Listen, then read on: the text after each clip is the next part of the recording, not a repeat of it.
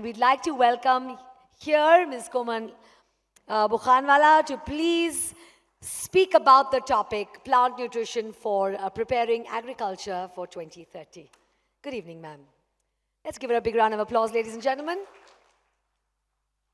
Good evening. Namaskar to all of you. Welcome again. Thank you, Ray Consulting and Raj Kumarji again for organizing a splendid and a spectacular event.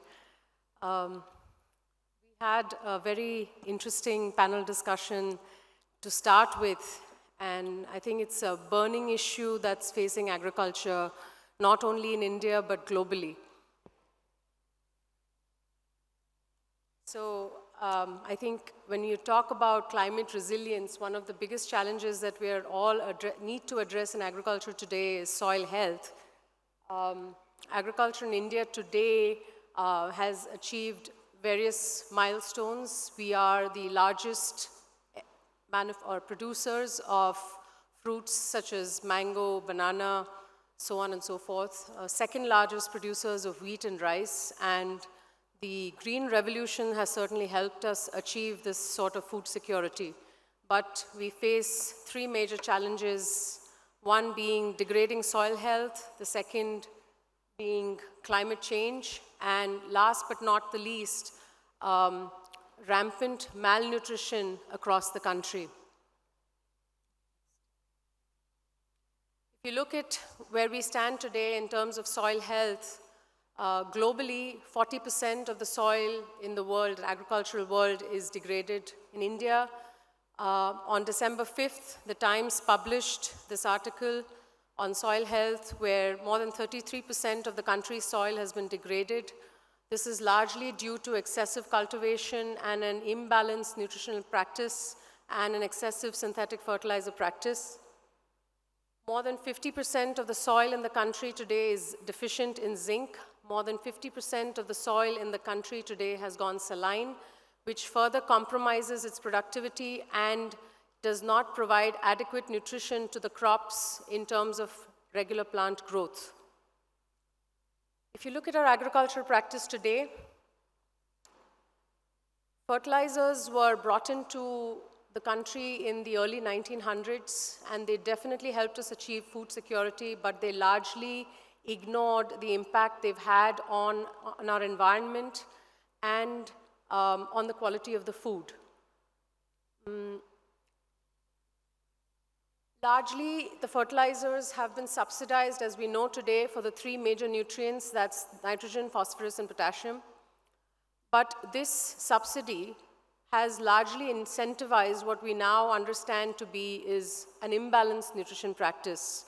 The subsidy is the largest in the world today. It's $22 billion, equivalent to 180,000 crore rupees. It's the largest subsidy in the world, which is incentivizing the farmer to make available so-called fertilizer, which is actually creating an imbalance at the soil level. This is a paper published by ICAR, two ICAR research institutes, which have reported that the reason for the declining crop productivity as well as malnutrition is the excessive and imbalanced fertilizer practice and the sheer negligence of the other nutrients, whether they be secondary or micronutrients.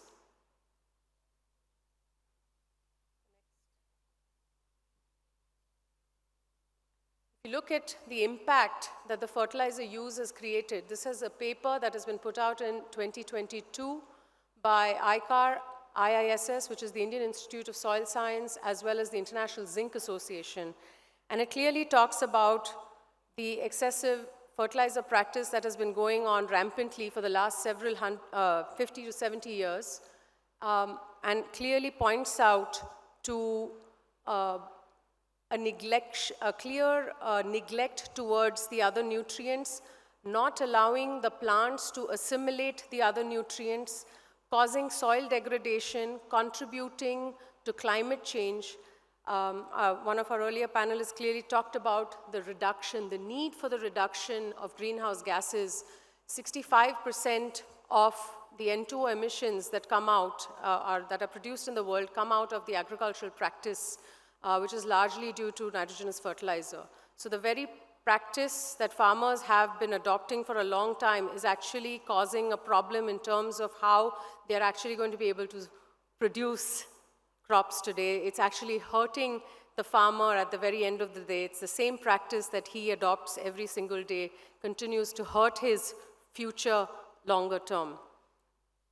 If you look at the impact of these emissions, 1 pound of N2O emission actually creates 265 times a greater impact in terms of climate change, in terms of temperature change versus 1 pound of CO2 emission. So it's a serious, serious concern that needs to be addressed. Not to mention the fact that this excessive practice has actually led into contamination in the soil, contamination across water bodies, creating algal blooms, which further create environmental toxins, which have a significant negative impact on animal as well as human health.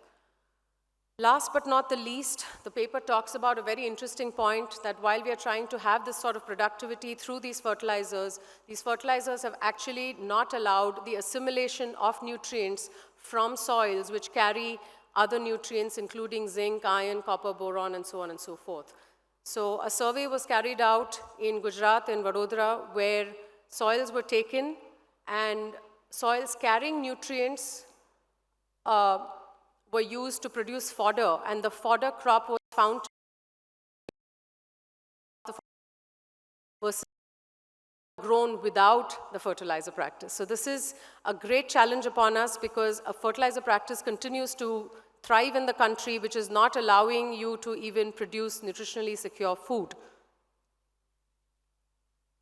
Last but not the least, if you look at the state of affairs, somebody mentioned earlier, how is nutrition in the country? We are in a state of crisis. When you look at the malnutrition figures, the country loses 28,000 crores in terms of GDP loss due to micronutrient deficiencies in the country. More than 80% of the country, the population suffers from one micronutrient deficiency, be it vitamin A, zinc, iron, folate, so on and so forth. More than 50% of the children in the country below the age of 5 are suffering due to stunting, and this largely comes from an inadequate availability of nutrients in their diets.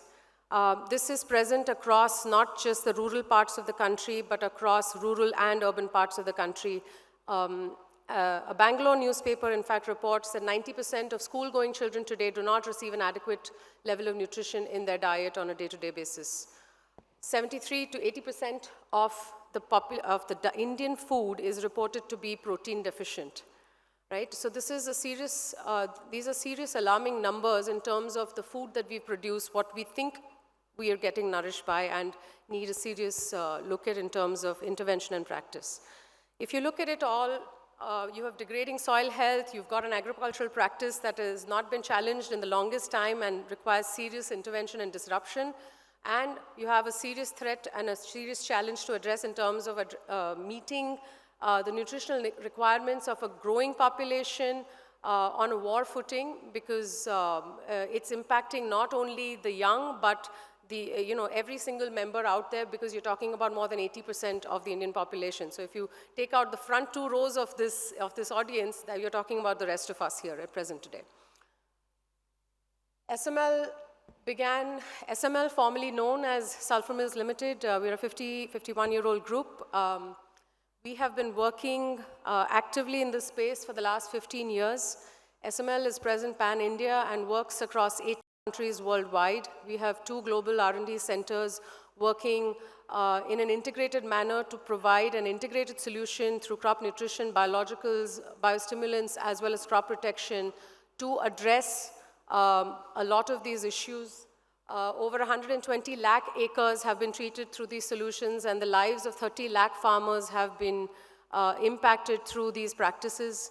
What we envision for the future are smart farms. Somebody has mentioned earlier in the evening that we need to double the amount of land. We look at it as a challenge and saying we can actually farm, we need to farm on much lesser area of land with a higher productivity, with a higher quality, with a greater concern for the environment, so you do not create problems which need new interventions and solutions. And this would be the way India can leapfrog into the future and become the agricultural powerhouse for the world.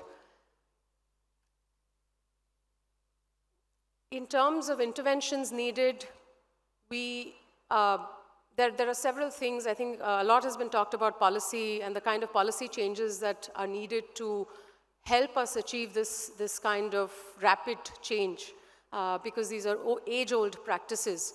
One of them is clearly the awareness at the farmer level that needs to be addressed. Most farmers are not aware of balanced nutrition, and there is an age-old mindset that has been running in terms of what they consider to be fertilizer, or what they call khad in general, and they only restrict it to the two primary nutrients, which are nitrogen and phosphorus.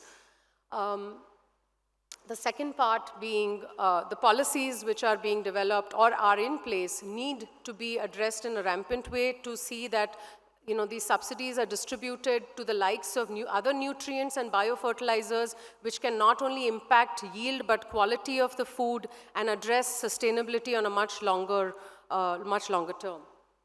Last but not the least, equal GST for all nutrients, so the farmer is actually able to pay for this in a much better way. This can change the way the country produces food, the country's health at hand, and the future of our generation.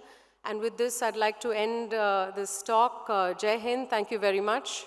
Have a good evening. Thank you very much.